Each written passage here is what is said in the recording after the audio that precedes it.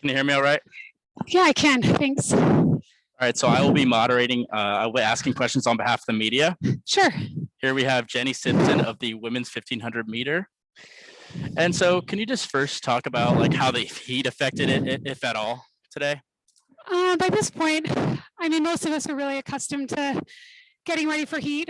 I was a collegiate athlete in the Big 12, so we had 4 schools. We raced in Texas and done races at Drake and Indianapolis and here. So the heat was definitely something to be prepared for, but I think most of us felt really prepared. And here we have a question from Jonathan Galt. He said, Jenny, you've made every U.S. team since 2007. That streak is now over. What are your emotions right now? It's hard to believe. I really thought I was going to make the team today, and I just wasn't ready. I think I've shown that over the last month or so that I've been fighting for every bit along the way and willing to believe for sure. And I've been saturated in prayer by people who love me around me. But I just needed to be in 4 flat shape. And that was proven today by the incredible run by the 3 women that made the team. I think what will be shocking is to watch the Olympics on television. I haven't seen an Olympic Games on TV since 2004.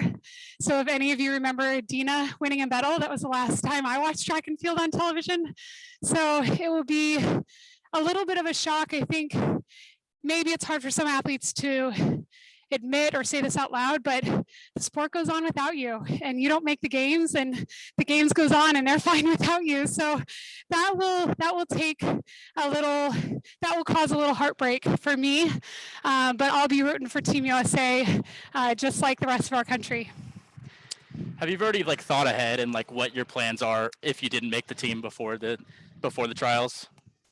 No, I mean, I've thought ahead as far as thinking that my puppy Truman is going to love me whether I make the team or not when I come home. And beyond that, I really haven't made any plans. I don't know.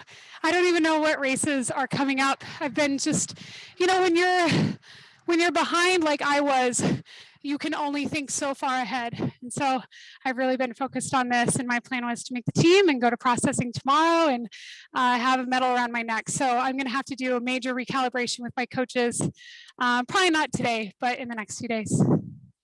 Here we have a question from Kevin Soley. He said, can you pinpoint a specific issue in your buildup? COVID? Can we all blame COVID for everything? I was in killer shape January 2020. And in fact, I did a couple of indoor races and I was in Boston for Boston Indoors, but went to Harvard and did a workout that just really crushed. It made me feel so confident. And from then till now, it was just hard to manage. I had an injury in the summer for one of the first times in my career I've ever had an injury over the summer, probably just pushing too hard, training too hard. And just waiting. I don't know. I mean, I can't pinpoint something specific except the one thing everyone's had to manage. And I really admire the people that made it this far and made it to the final and made the team, because they really endured. And then we have a question from Eddie Pels. There was some pretty heavy jostling at the start. Were you involved in that, and did it impact you? Yeah, I fell right in the middle of it. Fortunately, I'm a really steady person. I've been in a lot of races with a lot of jostling. Knock on wood, I've never fallen in a 1500. Well, that's not true. That's not true. I have. In Brussels one year I fell, in a couple of years I've fallen, but that was extreme. Anyone watching the 1500 and watching track and field, that first 100 meters was extreme. And I don't know, I mean, nobody went down, but maybe it should have been called back. I don't know what the rules exactly are, but it was pretty, but it's always a heightened experience when you're in the middle of it. Did it impact my race? No. I mean, nobody really fell. I don't even know if I got any spike marks from it. It was just a lot of bodies coming in kind of at the same speed. So everybody wanted one of those top 3 spots. So they were fighting from the gun. Then we have a question from Jonathan Galt. Jenny, would you be able to share your thoughts on the Shelby Houlihan situation now? And do you believe her explanation? Yeah, I think it's important that track and field engage in this conversation. It's hard, it's tricky. I hope that you guys respect the fact that I've been focusing on this, and so I don't know even as much as you guys know. I haven't been reading the articles. I don't know the intricacies of the debate back and forth. But I will share with you what I do believe and what I think I do know. The process of track and field, the process of drug testing. First of all, I'm not the judge. The clock is the judge. There's USADA, WADA, the 3-panel board that's a judge. So number one, I'm grateful I don't have to make the decisions on who makes the team, whose tests, lab results are suspicious or not. So I want to say that out front. I'm not the judge of this, and I'm grateful that I'm not. But I also want to say none of these things are a popularity contest either. And that's why we have a trials here where the top 3 win. And that's why we have drug testing where the lab gets to make the determination on what is in your blood. Because at the end of the day, track and field is not a popularity contest. And I'm in favor of it being that way. And then we will wait a sec to see if the questions from the media come through. Oh, I want to say one more thing too. You know, there's experts determining these things.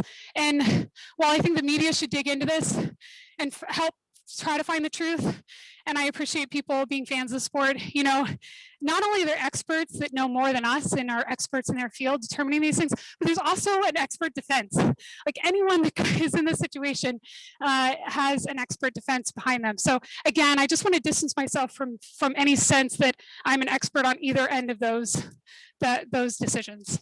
Anyway, sorry, go ahead, next question. No worries. I will just wait a second just to see if the media has any more questions. If you have any more questions, raise your hand so I know you're typing. Okay, we have one coming in right now. Two hands coming through. All right, we have a question from Alex Ozzie. They said, any plans or thoughts on what's next for you? I mean, I'm in good enough shape. I want to keep racing. My rounds were really clean and really smooth. I felt good. I think I got fitter as I was testing myself out there. So I want to continue racing this season. It just is a matter of sitting down, looking at the calendar and determining what races are up next that makes sense for me to go to. We have a question from Jonathan Galt. Did you talk to the Olympians after this race, and what did you say to them? I am so proud of the team that I'm on. The New Balance women are just phenomenal people. And a perfect example is Abby's prelim in the 5K. I mean, I watch the women on Team New Balance and I'm just constantly re-inspired by the beautiful integrity of these women out doing the sport as well as they possibly can. So to see some of my teammates make the team, you know, we all kind of huddled a little bit afterwards and I walked up and I just said, I'm so proud to be on this team, you know, the New Balance team. And just proud that, you know, when I line up, the people I'm sharing a uniform with are just such towers of courage. So I'm just really proud of them. And then we will wait one more second. If you have any more questions, raise your hand. All right, I am not seeing any more questions. Thank you. Thanks again for being here, guys.